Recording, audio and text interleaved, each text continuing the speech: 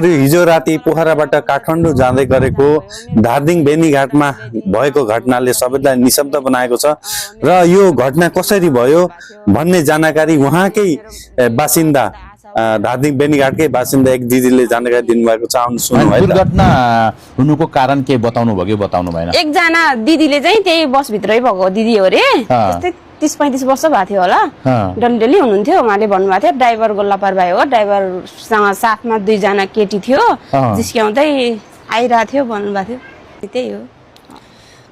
तपाईँ जाँदै गर्दाखेरि मृतक कोही त मरिसक्नु भएको थियो?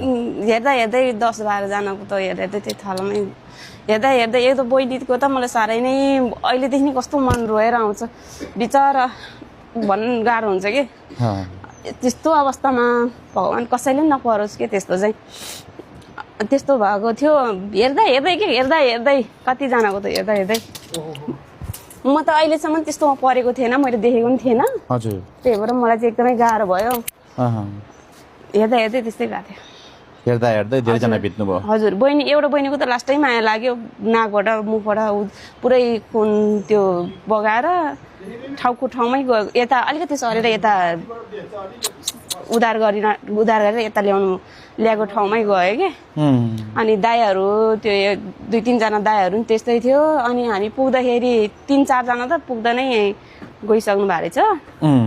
3-4 जना त्यस्तै भइरहेको थियो।